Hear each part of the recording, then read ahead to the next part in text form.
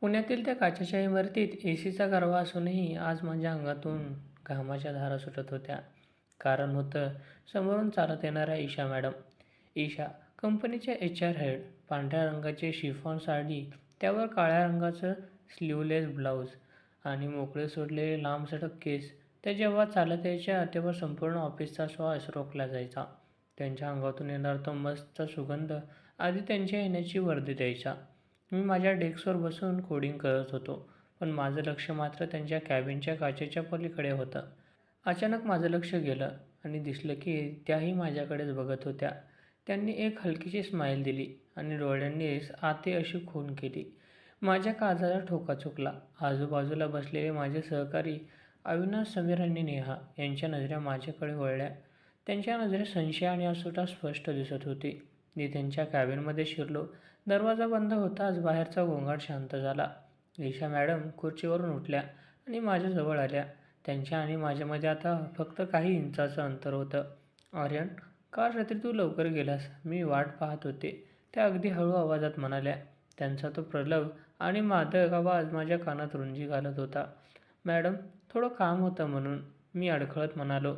त्यांनी आपला एक हात हळूच माझ्या खांद्यावर ठेवला आणि दुसऱ्या हाताने माझ्या शर्टचं कॉलर नीट केली.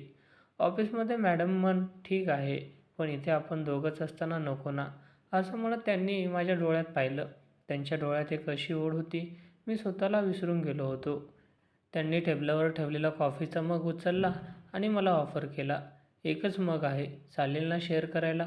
आम्ही एकाच मगातून कॉफी पित होतो. हे दृश्य बाहेरून काचेच्या फटीतून कोणालाही दिसू शकलं असतं आणि कदाचित तेच घडत होतं.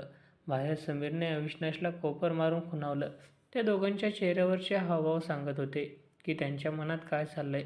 "बघा आर्यनचं काय चाललंय आत," अशा नजरेने ती माझ्याकडे बघत होते. दुपारी लंच ब्रेकच्या वेळी मी कॅन्टीनमध्ये गेलो. तिथे एक वेगळीच कुजबूज सुरू होती. मी येताच नेहाने तिची प्लेट बाजूला सारली. "काय आर्यन, आजकाल HR कॅबिनमध्ये लंच होतंय की काय? खूपच स्पेशल ट्रीटमेंट मिळते तुला. काल तर कुणीतरी पाहिलं की मॅडमच्या कारमधून तू लिफ्ट घेतली होतीस." "नेहा, ते फक्त कामाच्या संदर्भात होतं," मी सावरून घेण्याचा प्रयत्न केला. "कामाच्या संदर्भात की कॅबिनच्या संदर्भात?" अविनाशने खोषकने विचारलं. संपूर्ण टेबलावर हशा पिकला. मला खूप अपमानित वाटलं, पण ईशा मॅडमच्या त्या ओळीसमोर हा अपमान मला क्षुल्लक वाटू लागला होता. संध्याकाळी पाऊस सुरू झाला. ऑफिस सुटायची वेळ झाली होती. मी माझ्या गाडीपाशी पोहोचलो, तेव्हा तिथे ईशा मॅडम आधीच उभ्या होत्या.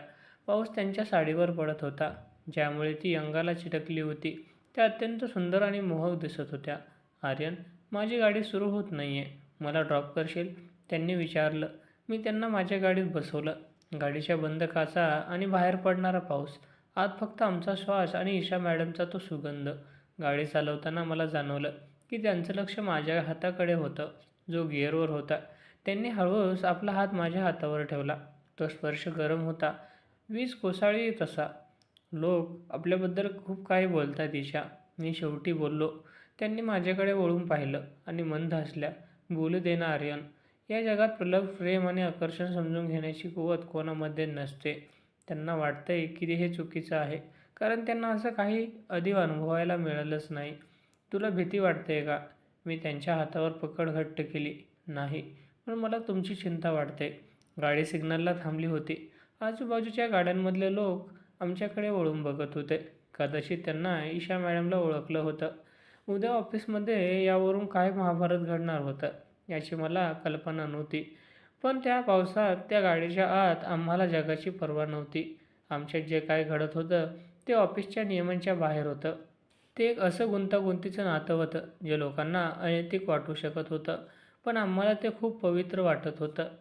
पण या सुखाच्या मागे एक मोठं वादळ लपलेलं होतं, ज्याची सुरुवात उद्याच्या ऑफिसच्या पहिल्या तासातच होणार होती. काल रात्री पावसात ईशासोबत घालवलेले ते क्षण माझ्या मनात एखाद्या चित्रपटासारखे फिरत होते. पण आज सकाळी ऑफिसमध्ये पाऊल ठेवताच मला जाणवलं की वातावरण बदललं आहे. कालचं ते रोमॅन्टिक धुकं आता संशयाच्या धुराने भरलं होतं. मी माझ्या डेस्कवर जाताना आजूबाजूची माणसं आसपास कुजबुजत होती आणि मी जवळ येताच शांत होत होती. "काय आर्यन, कालची रात्र खूपच कलरफुल गेली वाटतं," अविनाशने माझ्याजवळ येत खोचपणे विचारलं. त्याच्या हातात मोबाईल होता आणि त्याच्या चेहऱ्यावर एक क्रूर हसू होतं. "तुला काय म्हणायचं आहे?" मी रागात विचारलं. त्याने त्याचा मोबाईल माझ्यासमोर धरला. माझ्या काळजाचा ठोका चुकला. काल रात्री सिग्नलला उभे असताना ईशाने माझा हात पकडलेला होता. तो क्षण कोणतरी मागून कॅमेऱ्यात टिपला होता. तो फोटो ऑफिसच्या ऑफिशियल ग्रुपवर नसला तरी लोकांच्या वैयक्तिक चॅट्समध्ये आगीसारखा पसरला होता. त्या फोटोत आम्ही दोघंही खूप जवळ दिसत होतो आणि ईशाच्या चेहऱ्यावरचे ते भाव बरंच काही सांगून जात होते. आर्यन, तू तर नशिबवान निघालास रे. अख्ख्या कंपनीला नाचवणारी आयरन लेडी तुझ्या हाताला धरून बसली आहे. समीरने मागून येऊन टोमणा मारला. मी काहीच न बोलता ईशाच्या कॅबिनकडे पाहिलं. त्या अजून आल्या नव्हत्या. मला भीती वाटत होती की हा फोटो जर मॅनेजरपर्यंत पोहोचला तर ईशाच्या करिअरचं काय होईल. तासभर गेला आणि ईशा ऑफिसमध्ये आली. आज तिने गडद निळ्या रंगाची साडी नेसली होती. ती नेहमीप्रमाणेच बाणेदार चालत आपल्या कॅबिनकडे गेली. पण तिलाही ऑफिसमधल्या त्या शांततेचा अंदाज आला होता. थोड्याच वेळात मला ईशाचा मेसेज आला, कॉन्फरन्स रूममध्ये आत्ता. मी तिथेच पोहोचलो तेव्हा ईशा खिडकीबाहेर बघत उभी होती. तिने मागे न वळताच विचारलं, तू तो फोटो पाहिलास का? हो ईशा. आय एम सॉरी, मला वाटलं नव्हतं की कुणी असं काही करेल, मी अपराधी स्वरात म्हणालो. ती माझ्याकडे वळली. तिच्या डोळ्यात भीती नव्हती तर एक प्रकारचा संताप होता. अरे, हे कॉर्पोरेट जग आहे. इथे कोणाची प्रगती बघवत नाही. तिथे कोणाचं प्रेम कसं बघवणार? मॅनेजमेंटने मला मेल पाठवला आहे. प्रोफेशनल कंडक्टबद्दल चौकशी होणार आहे. ती माझ्याजवळ आली आणि तिने माझा हात हातात घेतला. लोक म्हणतायत की मी तुला फेवर्स देते कारण आपलं नातं आहे. पण त्यांना काय माहिती की तुझ्या कामामुळे मी तुझ्या प्रेमात पडले. तिने हळूच माझ्या कपाळावर हात ठेवला. त्या तणावाच्या वातावरणातही तिचा स्पर्श मला एक वेगळंच बळ देऊन गेला.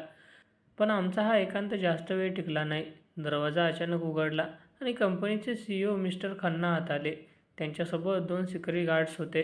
ईशा, मला तुझ्याकडून हे अपेक्षित नव्हतं.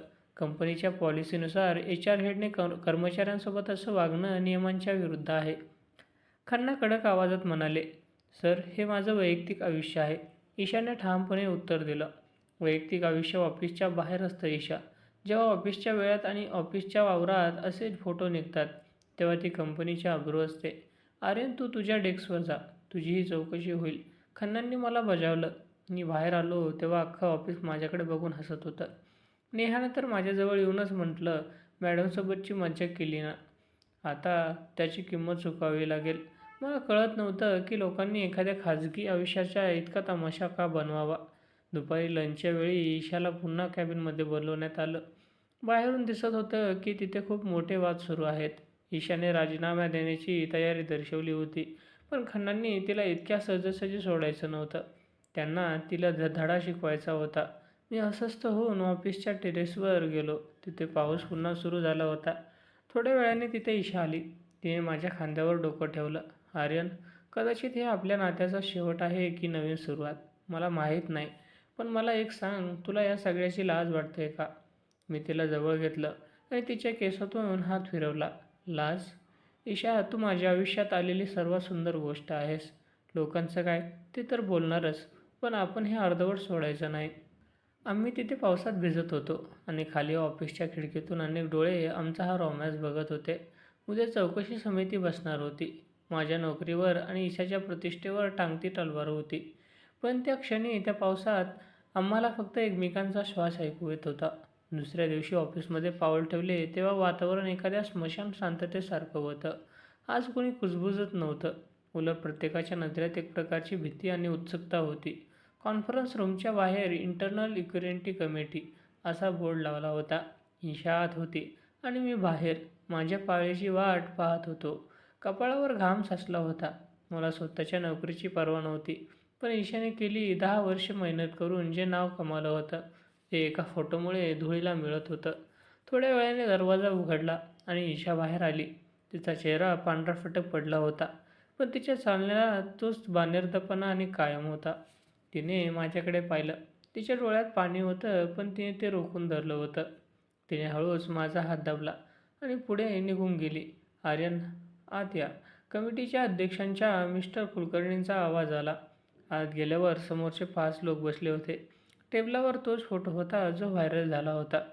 कुलकर्णींनी चष्मा नीट केला आणि विचारलं, आर्यन, ईशा मॅडम आणि तुझ्यामध्ये जे काय चाललंय त्याचा परिणाम तुझ्या कामावर होतोय असं आम्हाला वाटतंय. तुला माहिती आहे की ही कंपनीची पॉलिसी नाही आहे. मी शांतपणे उत्तर दिलं, सर आमच्यात जे काही आहे ते पूर्णपणे वैयक्तिक आहे. आणि राहिला प्रश्न कामाचा, तर गेल्या 2 क्वार्टरचा माझा परफॉर्मन्स रिपोर्ट तुम्ही पाहू शकता. तो कंपनीत टॉपला आहे. वैयक्तिक, एक महिला सदस्य अखोसपणे म्हणाल्या. एका कर्मचाऱ्याने आपल्या बॉसच्या इतक्या जवळ जाणं याला तुम्ही वैयक्तिक म्हणता, की हे प्रमोशन मिळवण्याचं साधन आहे? त्यांच्या या प्रश्नाने माझा थरकाप उडाला. मी काय बोलणार इतक्यात ईशा पुन्हा आत आली. तिने कोणाचीही परवानगी घेतली नव्हती. पुरे करा हे सगळं, ती ओरडली. सगळे थबकले. ईशाने तिच्या बॅगमधून एक जुनी फाईल काढली आणि टेबलावर आदळली. तुम्हाला वाटतंय की हे आकर्षण आहे, हे चुकीचे आहे, मग हे वाचा. कुलकर्णीने ती फाईल उघडली. त्यात काही वैद्यकीय कागदपत्रे होती. हे काय आहे? त्यांनी विचारलं. ईशाचा आवाज आता थरथरत होता. 3 वर्षापूर्वी जेव्हा माझा कारचा अपघात झाला होता, तेव्हा मला वाचवणारा हा आणि हॉस्पिटलची रक्ताची गरज असताना स्वतःचं रक्त देणारा हाच आर्यन होता. तेव्हा मी HR हेड नव्हते आणि हा माझा कर्मचारी नव्हता. आम्ही एका अपघातात भेटलो होतो. त्याने मला जीवनदान दिलं आणि त्या बदल्यात त्याने कधीच काही मागितलं नाही. 2 वर्षापूर्वी जेव्हा तो या कंपनीत इंटरव्ह्यूला आला, तेव्हा मला कळलं की तोच हा मुलगा आहे. मी त्याला नोकरी दिली नाही, त्याने स्वतःच्या जिद्दीवर मिळवली. पण माझं मन त्याच्या ऋणातून कधीच मुक्त झालं नाही. संपूर्ण रूममध्ये शांतता पसरली. ज्याला लोक अनैतिक रोमॅन्स समजत होते, त्यामागे एक उपकाराची आणि कृतज्ञतेची मोठी कथा होती. ईशा पुढे म्हणाली, आम्ही एकमेकांच्या जवळ आलो कारण आम्हाला एकमेकांच्या जखमा माहीत होत्या. जर एखाद्या स्त्रीने तिला वाचवण्याच्या माणसावर प्रेम केलं, तर तो गुन्हा आहे का? बाहेर उभे असलेले अविनाश आणि नेहा हे सगळं ऐकत होते. त्यांचे चेहरे शरमेने खाली झुकलेले होते. ज्या फोटोवरून त्यांनी तमाशा केला होता, त्या फोटोतील जवळीक ही शारीरिक नव्हती, तर ती 2 जीवांची एकमेकांना दिलेली साथ होती. मी ईशाकडे पाहिलं. तिने आज जगासमोर स्वतःचं मन मोकळं केलं होतं. पण कमिटी अजूनही नियमांवर अडून होती. तरीही ईशा, नियमानुसार तू आधी कळवायला हवं होतं. तुला राजीनामा द्यावा लागेल. कुलकर्णी कठोरपणे म्हणाले. मी तयार आहे. ईशाने एक क्षणाचाही विलंब न लावता सांगितलं. ज्या कंपनीत प्रेमापेक्षा अफवांना जास्त महत्त्व दिलं जातं, तिथे मला काम करायची इच्छा नाही. ती वळली आणि बाहेर पडली. तिच्या मागे धावलो. ऑफिसच्या पार्किंगमध्ये पाऊस पडत होता. तिने तिची गाडी काढली नाही, तर ती माझ्या जुन्या बाईकपाशी येऊन थांबली. आर्यन, आज माझ्याकडे नोकरी नाही आहे, पद नाही आहे, फक्त तू आहेस. नेशील मला तुझ्यासोबत? मी तिला बाईकवर बसवलं. आम्ही ऑफिसच्या त्या काचेच्या इमारतीतून बाहेर पडलो. मागे वळून पाहिलं तेव्हा कंपनीचे शिळे खिडकीतून आम्हाला बघत होते. आज आम्ही हरलो होतो की जिंकलो होतो हे माहीत नव्हतं, पण आमचं नातं आता त्या कॉर्पोरेट मुखवट्यापासून मुक्त झालं होतं. रात्री आम्ही एका छोट्या हॉटेलमध्ये बसलो होतो. ईशाने माझा हात पकडला. आता पुढे काय आर्यन? मी हसलो आणि म्हणालो, आता खरी सुरुवात होईल ईशा. जिथे लोक बघणार नाहीत, फक्त आपण असू. पण कथेचा शेवट अजून बाकी होता. ईशाचा राजीनामा मंजूर झाला असला तरी कंपनीत एक मोठे बंड होणार होते. ज्या कर्मचाऱ्याने आर्याने ईशाची बाजू घेतली होती, त्यांनी काम बंद आंदोलन पुकारलं होतं. कथेचा शेवटचा भाग हा मोठ्या धक्क्याने आणि प्रेमाच्या विजयाने होणार होता. ईशाने राजीनामा देऊन 2 दिवस उलटले होते. ऑफिसमध्ये मी माझं काम करत होतो, पण माझं मन तिथे नव्हतं. संपूर्ण फ्लोअरवर एक विचित्र अस्वस्थता पसरली होती. ईशा मॅडम फक्त HR हेड नव्हत्या, तर त्या कर्मचाऱ्यांच्या पाठीशी खंबीरपणे उभा राहणारे एक आधारस्तंभ होत्या. त्यांच्या जाण्याने ऑफिसचा आत्माच हरवला होता. दुसऱ्या दिवशी सकाळी मी ऑफिसला पोहोचलो, तेव्हा एक अद्भुतपूर्ण दृश्य पाहिलं. ऑफिसच्या मुख्य द्वारापाशी जवळपास 200 कर्मचारी एकत्र जमले होते. अविनाश, जो कालपर्यंत आमच्या चिखलफेक करत होता, तो आज हातात एक फलक घेऊन उभा होता. Bring back Isha ma'am, respect personal lives. Aryan, आम्हाला माफ कर, अविनाश माझ्याजवळ येऊन म्हणाला. आम्ही फक्त तेच पाहिलं जे आम्हाला दाखवलं गेलं, पण ईशा मॅडमच्या त्या फाईलने आणि तुझ्या त्या त्यागाने आमचे डोळे उघडले. एका कर्तृत्ववान महिलेने तिच्या वैयक्तिक आयुष्यावर जज करणं चुकीचं होतं. नेहासुद्धा तिथेच होती. तिने सांगितलं की संपूर्ण डेव्हलपमेंट टीमने आज संपावर जाण्याचा निर्णय घेतला आहे. जोपर्यंत ईशा मॅडमचा राजीनामा मागे घेतला जात नाही आणि व्यवस्थापन जाहीर माफी मागत नाही, तोपर्यंत कोणीही कामाला हात लावणार नाही. हे बघून माझं मन भरून आलं. ज्या समाजाने आणि ज्या सहकाऱ्यांनी आम्हाला संशयाच्या भोवऱ्यात उभं केलं होतं, तेच आज आमच्यासाठी लढत होते. दुपारी 12 वाजता मिस्टर खन्ना, CEO यांनी सर्वांना मीटिंगमध्ये बोलवले. हॉल खचाखच भरला होता. खन्नांच्या चेहऱ्यावरचा तो नेहमीचा अहंकार आज मावळला होता. त्यांनी माईक हातात घेतला आणि म्हणाले, गेल्या 2 दिवसात जे काही घडलं त्यातून मला एक मोठी शिकवण मिळाली आहे. कंपनी ही फक्त नियमांनी आणि पॉलिसींनी चालत नाही, ती माणसांनी आणि त्यांच्या विश्वासाने चालते. ईशा मॅडम आणि आर्यन यांच्याबद्दल जे काही संशयाचं वातावरण निर्माण झालं होतं त्याबद्दल कंपनीला खेद वाटतो. त्यांनी दरवाजाकडे इशारा केला. तिथे ईशा उभी होती. तिने निळ्या रंगाची साडी नेसली होती आणि तिच्या चेहऱ्यावर नितांत शांतता होती. संपूर्ण हॉल टाळ्यांच्या कडकडाने दुमदुमून गेला. ईशा, तुझा राजीनामा नामंजूर केला आहे आणि फक्त इतकंच नाही तर तुला कंपनीच्या बोर्ड ऑफ डायरेक्टरमध्ये सामील होण्याचं आमंत्रण आम्ही देतोय, खन्नांनी जाहीर केलं. मी लांबून ईशाकडे पाहत होतो. तिच्या डोळ्यात आनंद अश्रू होते. तिने स्टेजवरूनच माझ्याकडे पाहिलं. त्या नजरेत आपण जिंकलो असा एक भाव होता. मीटिंग संपल्यावर लोक ईशाचे अभिनंदन करत होते. मी मात्र हळूच तिथेच बाजूला होऊन टेरेसवर गेलो. पाऊस थांबला होता आणि ढगांच्या आडातून कोवळं ऊन बाहेर येत होतं. थोड्याच वेळात तिथे ईशा आली. तिने मागून येऊन माझ्या खांद्यावर हात ठेवला. अरे तुला काय वाटतंय, आपण ही लढाई जिंकलो? तिने विचारलं. मी ओढून तिला जवळ घेतलं. लढाई तर आपण त्याच दिवशी जिंकलो होतो ईशा, ज्या दिवशी आपण एकमेकांना स्वीकारलं. आज हे जे घडतंय तो केवळ जगाचा स्वीकार आहे, तिने माझ्या शर्टचं बटन नीट करत म्हटलं. आता लोक काय म्हणतील याची मला पर्वा नाही आहे, कारण मला माहीत आहे जोपर्यंत तू माझ्यासोबत आहेस तोपर्यंत कोणतंही वादळ मला हरवू शकणार नाही. ईशाने कंपनीत पुन्हा जॉईन केलं, पण आता आमचं नातं लपून छपून नव्हतं. आम्ही कामाच्या ठिकाणी प्रोफेशनल होतो, पण लंच ब्रेकमध्ये आम्ही एकत्र बसून डब्बा खायचो. लोक आता कुजबूज नसायचे, उलट आम्हाला पाहून हसून दाद म्हणायचे. काही महिन्यांनी आम्ही एका साध्या समारंभात लग्न केलं. आजही जेव्हा आम्ही त्या ऑफिसच्या इमारतीकडे पाहतो तेव्हा आम्हाला जाणीव होते की कॉर्पोरेट जगातील त्या काचेच्या भिंती कितीही चकचकीत असल्या तरी खरी चमक माणसाच्या मनातील निखळ भावनेमध्येच असते. आमची ही कथा केवळ एका रोमॅन्सची नव्हती, तर ती होती एका प्रलप नात्याची, ज्याने संशयाच्या आगीतून तावून सुलाखून निघत स्वतःचं संवर्ण अस्तित्व सिद्ध केलं होतं. आमच्या त्या अदृश्य रेशमी गाठी आता कायमच्या घट्ट झाल्या होत्या.